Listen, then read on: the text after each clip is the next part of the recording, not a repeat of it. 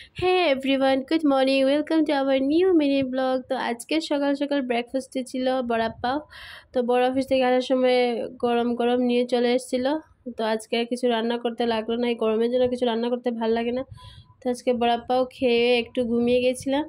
ঘুম থেকে ওঠার পর 10টার সময় আসাম থেকে পাঠিয়ে দিয়ে দিয়েছিল আমার বাবার বাড়ি থেকে একটু বিরন চাল, ছোটো ছোটো আলু এসব একটু পাঠিয়ে দিয়েছিল।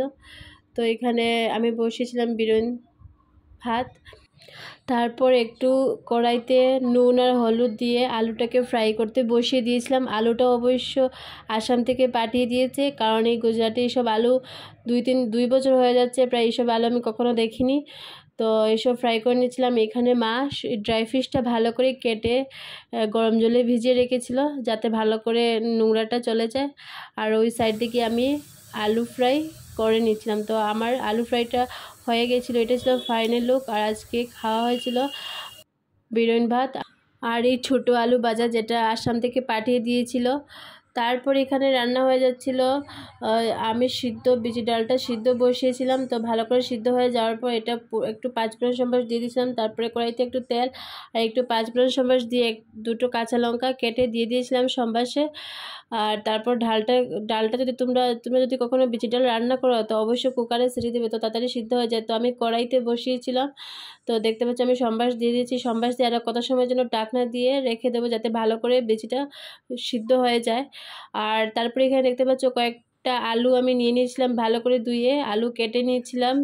আলু কাটবো কারণ এই বলেছিলাম না ড্রাই ফিশ মা কেটে রেখেছে, তো ড্রাই ফিশটা গরম জল দিয়ে ভিজিয়ে রেখেছিল। তো এটা ড্রাই ফিশ আজকে বানাবো, অনেক দিন পর আজকে ড্রাই ফিশ খাচ্ছি আমরা।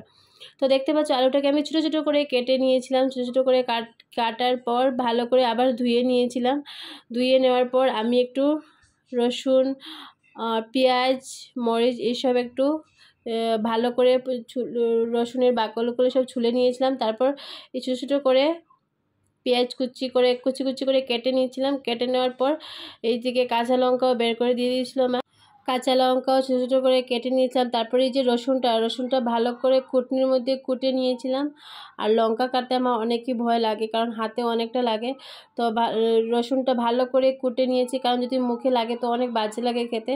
তো ভালো করে কুটে নিয়েছি। এদিকে মা ভালো করে ড্রাই ফিশটাকে ভালো করে ধুয়ে তারপর একটু নুন হলুদ দিয়ে মেখে রেখেছিলো। তারপর আমি একটু কড়াইতে তেল দিয়ে ভালো করে একটু ফ্রাই করে নিয়েছিলাম।